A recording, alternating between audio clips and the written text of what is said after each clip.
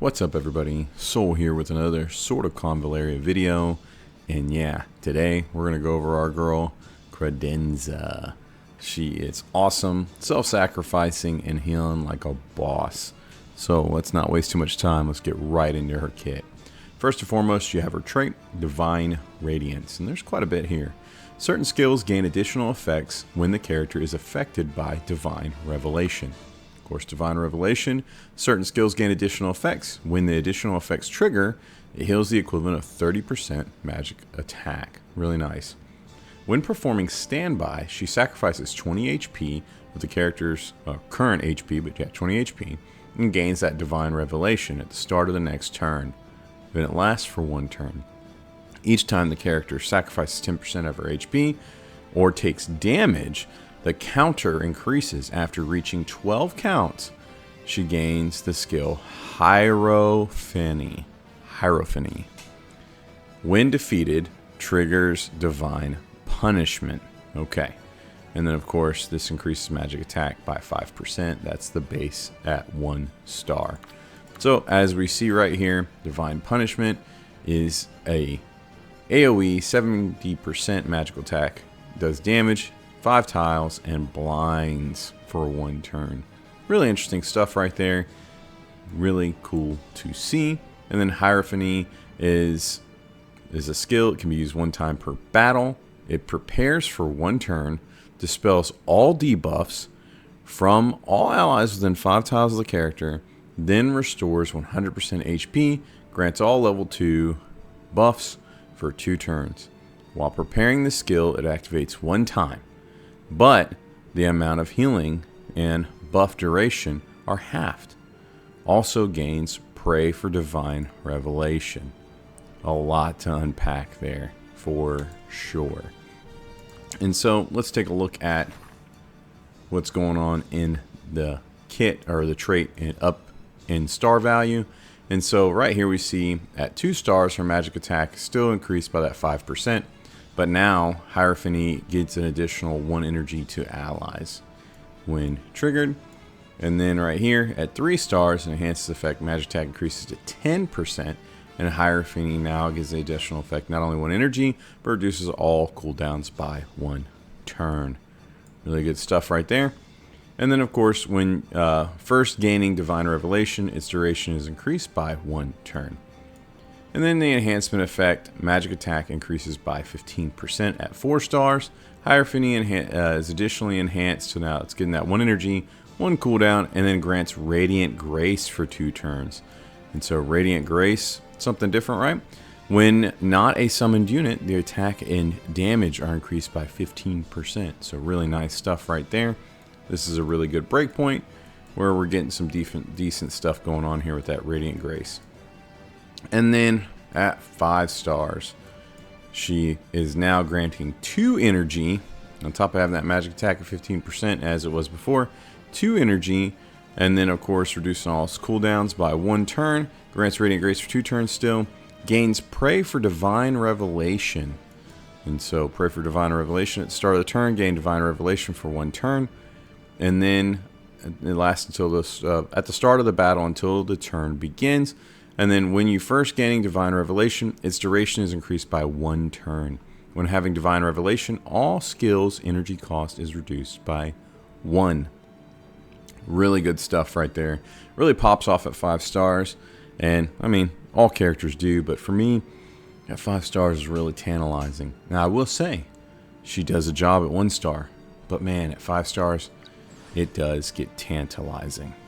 I will say, just about her Hierophany right there, its biggest hang up for me is that it only is usable 1 time per battle. It's really, really unlucky. It is what it is, but man, that 1 time per battle is tough. And then Divine Punishment requires her to die, which is really tough too. You know, it is what it is. Now let's take a look at her ranks and abilities. So, of course, first we have to take a look at her innate ability, which is Blazing Benediction. It's a healing. It sacrifices 10% of the current HP. Single target healing, of course, restores restores HP equal to 100% of the magic attack and dispels debuffs from the target. One debuff, that is. When affected by Divine Revelation, the skill changes to an instant, of course. And so, yeah, as you can see, Divine Revelation, Blazing Benediction, basically is just an instant now. Really good stuff right there. Of course, this is 1 energy, 1 turn cooldown. But yeah, really good stuff right there. Let's take a look at these ranks. At rank 1, of course, on the right, you have Quiet Prayer. This is a passive. When performing standby, it heals all allies within 3 tiles of the character by 30% of her magic attack and increases the duration of pray for Divine Revelation. Really good stuff. Nothing wrong with that. It's a decent ability if you want to pick it up. I suggest you getting what's on the left, which is Radiant Blessing. This is a support. It sacrifices 30% of the character's current HP to restore 2 energy to the target ally and grants 2 random level 2 buffs to all allies within 2 tiles of the target for 2 turns. When affected by Divine Revelation, the skill changes to where it restores an additional 2 energy to the center target and reduces all skills cooldowns by 2 turns. So this is a 3 energy cost ability with no cooldown. This is it. This is the one that you want. This is the ability that you're going to be looking to utilize the most, in my opinion. This is an absolute must grab. Up here at rank 3, you have on her right, Hierophanes Return. And so this is a passive that increases the number of times the skill Hierophany can be used by 1. So I kind of griped about it in the trait, saying you can only use it once. Well, you want to increase that, and you can pick this up, put it on, and now you can use it 2 times. Might not be bad. Not too many battles are really going to be lasting that long. Maybe, maybe not. I don't know. Maybe some of these in-game battles, but you got this option now with this here. And it's definitely worth picking up if you're interested. I'm going to suggest you get what's on the left, which is Graceful Salvation. This is a passive. At the start of the turn, it heals all allies within 4 tiles of the character for 20% magic attack. When affected by Divine Revelation, the skill changes to the enhancement, additionally grants attack 2 and damage 2 on the target for 1 turn. I like this. I use this a lot. This was my preference. Really enjoyed this passive. Really good stuff right here. At rank 5, we get the reactions. Of course, you have Protection of Light. We've seen this 100 million times. 30% damage resistance. Really cool. Can be activated 1 time per round. That's unfortunate, but it is what it is. On the left is what I'd suggest you to get, which is Radiant Barrier. This is a reaction. When an ally within 4 tiles of the character receives a single target attack, it reduces the damage taken by 15%. Then the character sacrifices 10% of the current HP. It can be triggered 2 times per round, and when the character is injured, damage taken is reduced by 30%. And so having your character injured works to your benefit with this. I really like this, and to be able to mitigate damage on those around you, it's really cool. I like this a lot. This is a fantastic reaction. Up here at rank 7, you have a very standard leadership aura for Papal States. And there it is. Nothing wrong with it. 10% attack, 20% defense, the standard. Wouldn't suggest picking this up unless you're just absolutely desperate for an aura for whatever reason. Yeah, passable. On the left, you have Flagellant. And so this is something that stacks over time. It's a passive. It gives you penance each time you take damage. And so you see penance right here is a damage reduction of 8%, and it stacks up to 3 times, making it a total of 24%. Nothing wrong with that. And then, of course, you additionally recover 1 energy if the character has penance stacked at the end of each turn. So it's an additional way to get some energy. Pretty decent stuff. So I guess this is what I would suggest you to pick up, although, in my opinion, you're not really going to be using it. And then at rank 9, we get the basic attacks. You have Hypnotic Attack, which has a 30% chance to inflict sleep over here, 80% damage. Totally passable. I don't want to say hate. I don't enjoy not having an absolute way to inflict a status on these attacks. I know it's a basic attack, but 30% chance is rather low, and it's only for 1 turn. Meh. It's unfortunate. And you really want her to stand by, sacrifice that HP anyways. So yeah. Over here on the left, you have Merciful Strike. Same but different, but at least in this one, you have a 100% chance to gain an extra bonus to 15% to your healing skills. And so this is what I would suggest you to pick up with that Merciful Strike. And then, of course, at rank 11, on the right, you got Trial of Radiance. This is a passive. She gains Toughness. At the start of the turn, if the character is in an injured state, she gains Divine Revelation for 1 turn. At the end of the turn, if the character isn't affected by Prayer of Divine Revelation or Divine Revelation, she sacrifices 20% of the current HP to gain Pray for Divine Revelation until the start of the next turn. Really like this a lot. Toughness is great, but also getting that bonus out of being injured, which she's sacrificing HP, she's going to be injured all the time. Really good stuff. Like this a lot. Would definitely recommend picking this up. And then on the left over here is Hymn of Absolution. So this is a healing. It sacrifices 30% of her HP for the, of course, the the character's current HP. Heals all allies within 3 tiles of the target for 60% of magic attack and grants them attack 2 and damage 2 for 2 turns. After casting the skill, the character gains Pray for Divine Revelation, which we've seen that and what it does. We know it well. Really good stuff right there. And so the additional grants Radiant Grace to the target for 2 turns. And there it is. That's where you get an additional attack and damage buff, making this attack 3, damage 3 in essence. Really good stuff. 3 energy. Definitely worth picking up. This is a Castalia level. You want both of these abilities in my opinion. And so for me, I think Trial of Radiance is the one that you absolutely want.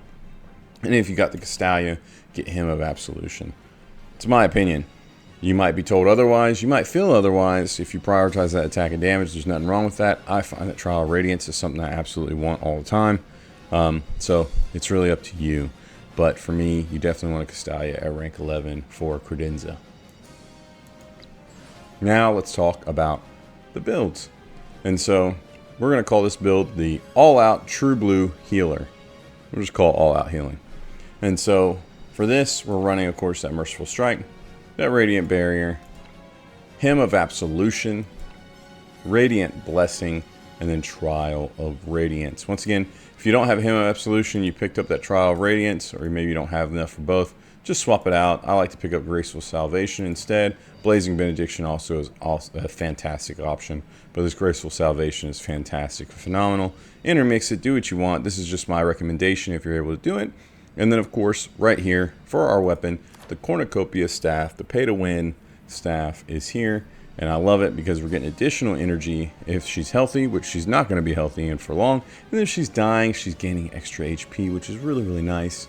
That is fun and enjoyable. And then, of course, we have the Spring Pill over here to go with it as her trinket, which has that instant where she can recover 30% of her HP and dispel 2 debuffs. It can be used up to 2 times right in battle right here. As you can see, of course, at 5 stars, I don't know that it changes anymore. Yep, 2 times in battle. So, yep, we got it right here, and this is what we're using. And, of course, we're running the double cup for the extra healing and healing received, which is a little extra big on her and really useful and good. And then, of course, we are running that Mercy of High Priestess on her as well. Of course, you can go for the hidden effect. I've got the extra HP. I really like her to have lots of HP. And so this is the all-out healing build on her. Next is what I call her general build, and this is what I prefer to run on her most of the time. And so here we go. Merciful Strike, of course. Radiant Barrier, of course. Graceful Salvation comes in. We're running that Radiant Blessing, and of course we keep the Trial of Radiance because it's really, really useful. I love this ability. Now, I have really enjoyed having Starry Sky Heritage on her. I love the extra HP, and I love the extra magic attack we get for having HP. I tried to build her bulky, so she has more HP. She can survive the hits and still sacrifice her HP all at one time. And then, of course, that Evergreen Pendant. She's going to be healing, getting lots of health back in lots of different ways. You want to have her to have some sustain. She's literally cutting herself away. She needs a way to survive. Evergreen Pendant not only makes her more bulky each time she gets heals, giving her some great buffs, but yeah, it's just an extra bonus for the heals. And so it's really, really nice and useful in my opinion, and I've enjoyed it a lot. And then, of course, running that wand and the cup so that she has that engraving resonance as an option has been a ton of fun. And then coming in on the Terra Whisper, I have thoroughly enjoyed having Gibbous Moon on her with that hidden effect especially. So at the end of the turn, she recovers 20% of her HP if the character is injured. Of course, dying applies. And then when the character is injured with that hidden effect, healing is increased by 15%, and then further increases to 30% when dying. I've really enjoyed this. It's given her some fantastic sustain. This is a Terra Whisper we don't get to utilize very often. And finally, it has a decent home in Credenza, in my opinion. With that said, let's take a look at her in battle. And so here we go. I've taken her into this battle with SP Samantha alone. These two ladies are a heck of a package, in my opinion. The way they work together, I've had a ton of fun with it. I really like to see them doing their thing together. So let's pick up the speed and let's see the damage. Of course, we tuck old Barbarian Boy back. We just get him out of the way. And then we're just going to go up and start rocking and rolling. Set up the alert. Get a nice little auto. Burns him to a crisp. Here comes Credenza. Sacrifice an HP. We're already starting to heal and get some HP back. Really good stuff. They're getting punished just for walking into the area. SP Samantha's alert is phenomenal.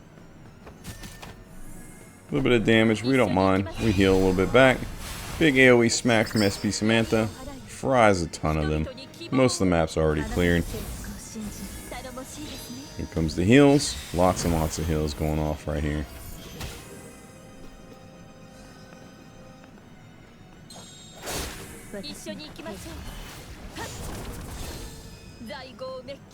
Fantastic stuff. More heals, more greatness. There it goes. Hierophany's ready. Let's throw a pause on this. Can we check out our girl right here? So look at these buffs. These buffs are coming in. Pretty good stuff. We get a bonus to healing from those level 2 buffs. Not too shabby. Bonus magic defense. And of course you can get a bonus defense, so it's really, really nice. Let's take a look at it next round. There goes the alert again.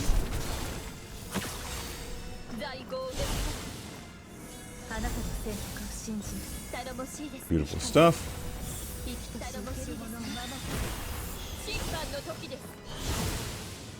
Absolutely frying them.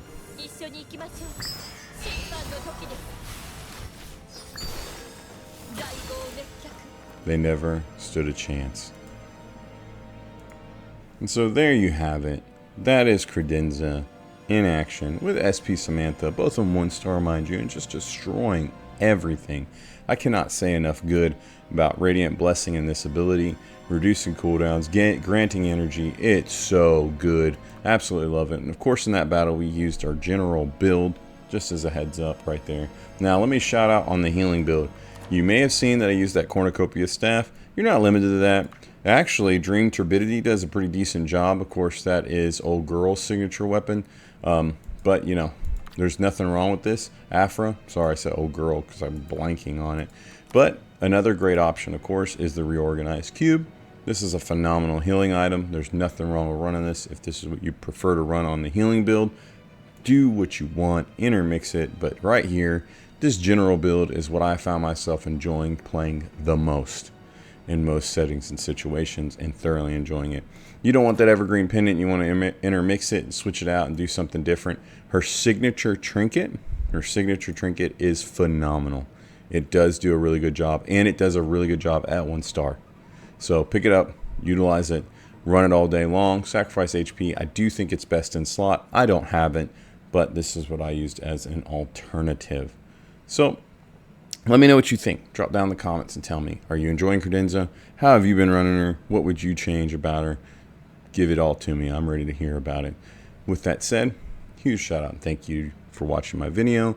Really and truly appreciate our Patreon members. You guys and gals are the ones that allow me to make the pools, to provide the content, get the materials, to make sure that we're able to deep dive these characters, test everything, and check it all out. So huge shout out and thank you to you for supporting the channel. Make sure you check out the links down below in the description if you're interested in supporting the channel, where you can find the Patreon link as well as the Discord link where we talk all things sort of Convallaria and then some. And yeah, thanks so much again for watching. Until next time, I will catch you later. Bye.